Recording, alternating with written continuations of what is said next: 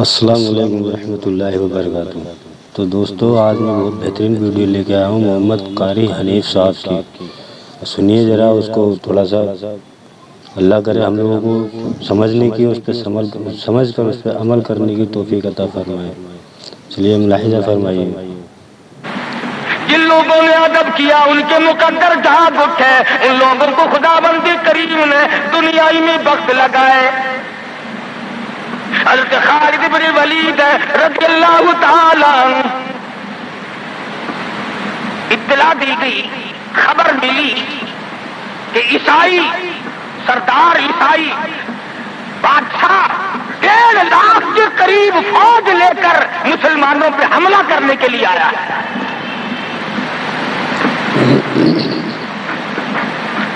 حضرت خالد بن ولید رضی اللہ تعالی عنہ کو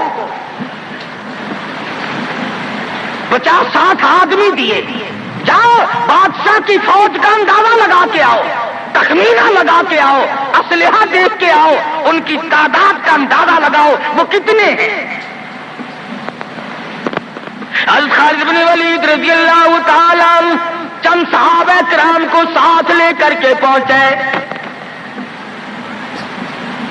عیسائی بادشاہ کو پتا چلا، اس نے حضرت خالد بن ولید رضی اللہ تعالی عنہ کو بلایا اور کہنے لگا کہ دیکھو جنگ اچھی چیز نہیں ہے، ہم سے صلح کر لو، ہم سے صلح کر لو۔ حضرت خالد فرمانے لگے صلح میں دیر کیا ہے، قول لا الہ الا اللہ محمد الرسول اللہ صلی اللہ علیہ وسلم، کلمہ پڑھ، مسلمان بن جا، میرا بھائی بن جا، جنت کا حقدار بن جا، میرے نبی کا غلام بن جا، اللہ کی توحید کا ماننے والا بن جا، ابھی تمام باتوں میں صلح ہو جائے گی۔ وہ کہنے لگا بڑا جلدی کلمہ پڑھا ہے، جیسے میں اکیلا بیٹھا ہوں، تو نے میری فوج دیکھی ہے؟ 1.5-2 لاکھ فوج لے کے آیا ہوں، کہاں جائے گی میری فوج تمہیں؟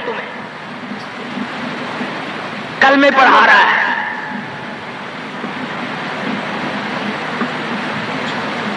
حضرت خالد کو کہنے لگا تجھے پتا نہیں تو کس کے سامنے کھڑا ہے؟ فرمایا ہاں، ایک عیسائی کافر کے سامنے کھڑا ہوں۔ وہ کہنے لگا ہے کوئی جلاد؟ فوراً تلوار لے کر حاضر ہو گئے، کہا اس گستاخ کی گردن کاٹ مارو۔ حضرت خالد کے ساتھ 2 آدمی اور تھے، انہوں نے یہ نہیں کہا ہے جی اجی ہم تو یوں ہی بات کر رہے تھے جی، اجی آپ برہم ہو گئے، اجی حضور آپ ناراض ہو گئے۔ حضرت خالد نے پھر یہ نہیں فرمایا کہ باہر والوں کو اطلاع کر دو، وہ 50-60 آدمی تو ہمارے ساتھ مل جائے۔ 2 ساتھیوں کو فرمایا اب ایک دوسرے کی طرح مت دیکھنا، تلوار نکال لو، انشاءاللہ حوض کوثر پہ ملاقات ہوگی۔ اللہ اکبر، اللہ اکبر۔ 3 آدمی 1.5-2 لاکھ کے مقابلے میں ٹکرا گئے، یہ نہ سوچا کہ ہوگا کیا۔ حضرت خالد بن ولید رضی اللہ تعالیٰ عنہ اور 2 ساتھی اور تمام کافروں کی فوج میں گھر گئے، جنگ شروع ہو گئی۔ ابو عبیدہ بن جراح رضی اللہ تعالیٰ عنہ کے خام میں مدنی کریم صلی اللہ علیہ وسلم تشریف لائے۔ فرمایا ابو عبیدہ تو سویا ہوا ہے، خالد گھیرے میں آ گیا۔ گھبرا کے اٹھے، شور مچایا، لوگوں جلدی کرو پہنچو، خالد گھیرے میں ہے۔ حضرت خالد کی بیوی ام تمیم سنتی ہے، کہنے لگی نہیں مجھے یقین نہیں آتا، میرا خالد گھیرے میں آنے والا نہیں، آ ہی نہیں سکتا۔ گھر میں کھڑی ہو کر چاروں طرف نظر مارتی ہے، دیکھتی کیا ہے؟ وہ ٹوپی جس میں امام الانبیاء محبوب کبریا حضرت محمد مصطفیٰ صلی اللہ تعالی علیہ وسلم کے منہ مبارک رکھے ہوئے تھے، وہ بھول آئے۔ ام تمیم کہتی ہے خالد تو ضرور گھیرے میں آ گیا، تیری ٹوپی یہاں رہ گئی۔ ٹوپی نجات کا ذریعہ تھا، وہاں سے ام تمیم نے ٹوپی لے کر کے شور نہیں مچایا، کپڑے نہیں پھاڑے، چہرہ نہیں نوچا، ابو عبیدہ کے پاس نہیں آئی، بغل میں ٹوپی دبائی، برقع اوڑھا، گھوڑے پر سوار ہوئی، تلوار لے کر گھوڑے کو سر پر چھوڑ دیا۔ اللہ اکبر۔ صحابہ دیکھ رہے تھے، ارے یہ کون ہے؟ یہ کوئی جاسوس معلوم ہوتا ہے، اس اسے پکڑو پکڑو پکڑو. صحابہ نے گھوڑے دوڑائے, گھیرے میں لے لیا, پوچھا برقع پوش تو کون ہے؟ کہنے لگی نہ چھیڑو, خالد کی بیوی ام تمیم ہوں. تو کہاں چلی ہے؟ کہنے لگی میرا خالد گھیرے میں آ گیا, ٹوپی گھر پہ بھول گیا, وہ پہنچانے چلی ہوں, ہمیں دے دے ہم پہنچا دیں گے, تو عورت ذات ہے. کہنے لگی خالد کی جو قدر میں جانوں تم نہیں جانتے. جان دے دوں گی مگر ٹوپی کسی کو نہ دوں گی. نکل پڑی, آ کے دیکھا تلواریں چل رہی ہیں, گاجر مولی کی طرح آدمی کٹ رہے ہیں. حضرت خالد بن ولید بیچ میں ہے. ام تمیم نے تلوار نکال کر چلانی شروع کر دی, گاجر کی طرح لوگوں کو کاٹ مارا. خود حضرت خالد کہتے ہیں او میرے ساتھیوں, اس نوجوان کو پہچانو, اس برقع پوش کو پہچانو, اس نقاب پوش کو پہچانو, یہ کون ہے؟ جب سامنے گئی نقاب اٹھا کے کہنے لگی خالد تیری بیوی ام تمیم ہوں, یہ ٹوپی بھول آئے ہو, پہنچانے آئی ہوں. اللہ اکبر. اور کراچی کے مسلمانوں تم نے کبھی سوچا نہیں خالد کے سر پہ نبی کی ٹوپی نہیں, جس میں نبی کے بال رکھے ہوئے تھے وہ گھیرے میں آ گئے. آج تیرے پاس قرآن نہیں, تو گھیرے میں ہے. بے شک بے شک. وہ ٹوپی گھر پہ بھول آیا تھا, تو قرآن کو مسجد میں قید کر کے آیا. آج تو کفر کے لڑنے میں پھنسا ہوا ہے. بے شک ایسا ہی ہوا ہے ہمارے ساتھ. تجھے کوئی نہیں نکال سکتا اللہ کے قرآن کے سوا. تم کتنی عسکری طاقت بڑھاؤ, تم تعداد بڑھا لو, تم چھوٹے بڑے زور لگاؤ, کتنی تم کوشش کرو, خدا کی قسم جب تک تم اللہ کا قرآن لے کر کے نہیں بیٹھتے اس وقت تک تمہارا گھیرا نہیں ٹوٹ سکتا. نہیں ٹوٹے گا. بے شک بے شک. قرآن کو ہم نے اللہ کے قرآن کو مسجد میں پیچھے پیچھے بھاگتے ادھر ادھر, اس کے پیچھے. نہ اس کو عوام صدر میں جگہ دی, نہ مارکیٹ میں جگہ دی, نہ محلے میں جگہ دی, نہ برادری میں جگہ دی, نہ خاندان میں کوئی جگہ دی. تمام کو اکٹھا کر لو گے, اللہ کے قرآن کو پوچھنے والا کوئی نہیں. کون پوچھے؟ حضرت خالد تو صرف ٹوپی بھول کر آئے تھے, ہم نے قرآن ہی بھلا دیا, نبی کی سیرت کا آئینہ بھلا دیا. خدا کی قسم نبی نے امانت تمہارے سپرد کی ہے. میدان حشر برپا ہوگا اور اللہ کا پیغمبر کھڑا ہو کر تم سے مطالبہ کرے گا, لاؤ میری امانت کہاں ہے. کچھ لوگ کہیں گے اور جی ہم تو عشق کی وجہ سے ایسا کر بیٹھتے ہیں, محبت میں ہمیں پتہ ہی نہیں چلا قرآن کہاں رہ گیا.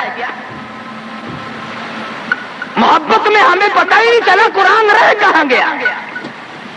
اور تجھے کیسی محبت ہے, تجھے کیسا عشق ہے کہ تجھے آج تک پتہ نہیں چلا.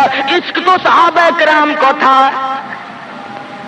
مدینہ منورہ ہے, اللہ پاک ہر مسلمان کو مدینہ پاک کی زیارت نصیب فرمائے. خدا کی قسم مدینے کی ہوا میں جو خوشبو ہے تمہاری وہ کستوری میں نہیں ہو سکتی, وہ مشک میں نہیں ہو سکتی, وہ عنبر میں نہیں ہو سکتی, وہ زعفران میں نہیں ہو سکتی. ارے مدینے کی ہوا میں جو خوشبو ہے جو گنبد خضرا سے ٹکرا کر آتی ہے اس ہوا میں خوشبو بھی نرالی ہے. بے شک بے شک. صحابہ کہتے ہیں کہ جب ہم نبی صلی اللہ علیہ وسلم کو تلاش کرنے کے لیے نکلتے تو کسی سے پوچھتے نہیں پھرتے تھے, بلکہ مدینے کی ہوا بتاتی تھی ادھر آؤ ادھر آؤ, حضور ادھر تشریف لے گئے. مدینہ منورہ میں ایک جنگ کی تیاری فرمائی, صحابہ کرام کا لشکر تیار فرمایا. حضور اکرم صلی اللہ علیہ وسلم نے, جمعے کا دن ہے, صبح کا وقت ہے, لشکر کو ساتھ لے کر کے تشریف لے گئے. 2-3 میل تک رخصت فرمانے کے لیے گئے, تو آ کر کے واپس آ گئے. اللہ تمہیں کامیاب فرمائے. صحابی ہے حضور اکرم, سب کہہ دو صلی اللہ علیہ وسلم کا. صلی اللہ علیہ وسلم. عشق کی بات تمہیں بتاؤں, حضور اکرم صلی اللہ علیہ وسلم نے روانگی کے وقت فرما دیا, توجہ کرنا, لشکر کو رخصت کرتے وقت فرما فرما دیا، اور میرے دیوانوں اور پروانوں اور میرے جانی سارا بات سنو، پہلے جھنڈا جعفر طیار رضی اللہ تعالیٰ عنہ کے ہاتھ میں دینا، پھر جھنڈا عبداللہ ابن روا کے ہاتھ میں دینا، پھر جھنڈا اسامہ بن زید کے ہاتھ میں دینا۔ حضور کے کلام کی مراد کو اگر صحابہ نہیں جانتے تو کون جانتا ہے؟ سمجھ گئے صحابہ کہ جعفر طیار شہید ہوں گے، یہ جو حضور نے فرمایا پھر اس کو دینا، پھر اس کو دینا۔ حضور صلی اللہ علیہ وسلم کے کلام کی، فرمان کی، ارشاد کی مراد اور منشا غرض و غائب صحابہ سمجھ گئے کہ جعفر طیار شہید ہوں گے، اور پھر عبداللہ بن روا بھی شہید ہوں گے، اور اسامہ بن زید بچ کے آئیں گے۔ صحابہ کا تجربہ تھا حضور کے کلام کو سمجھنے کے لیے۔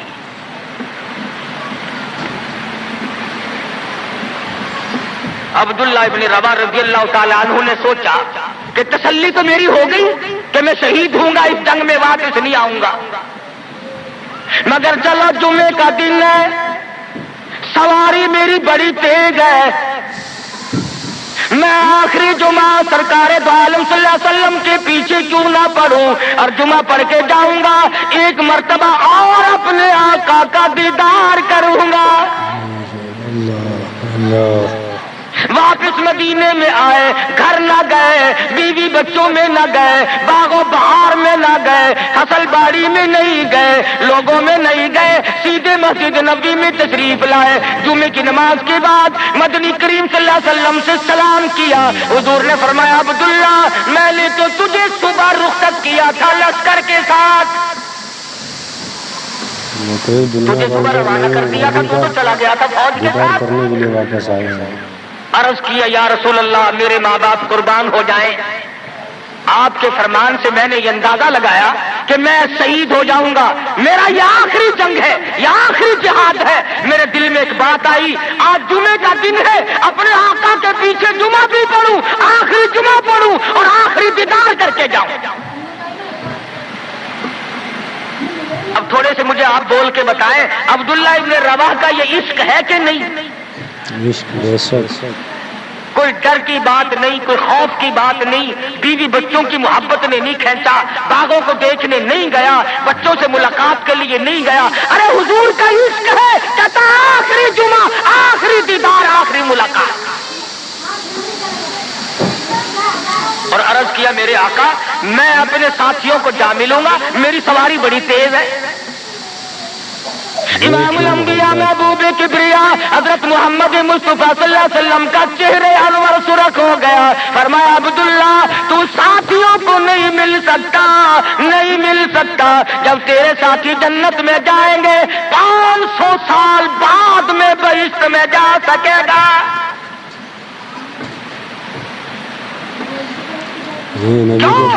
اس لیے چاہے تم عشق کے تحت آئے، محبت کی وجہ سے آئے، جذبے کی وجہ سے آئے، جمعے کے لیے آئے، میرے دیدار کے لیے آئے، میری ملاقات کے لیے آئے، جب میں نے رخصت کر دیا تھا میرے حکم میں تاخیر کیوں کی؟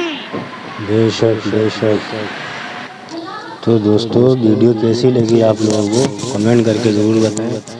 اور ہاں ایک بات سیکھنے والی بات ہے کہ نبی کا چھوٹا سا ہی حکم ہے نا، اگر اس کو ہم نہیں مانیں گے تو بہت بڑے خسارے میں، مشکل میں پڑ جائیں گے ہم لوگ، ٹھیک ہے۔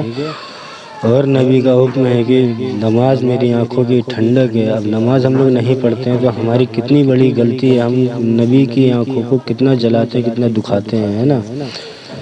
تو اس کو پڑھنے کی، سمجھنے، ہم لوگوں کو سمجھنے کی، اس پہ عمل کرنے کی توفیق عطا فرمائے اللہ کرے۔ ہم لوگوں کو 5 ٹائم کی وقت کی نماز پڑھنے کی توفیق عطا فرمائے اللہ۔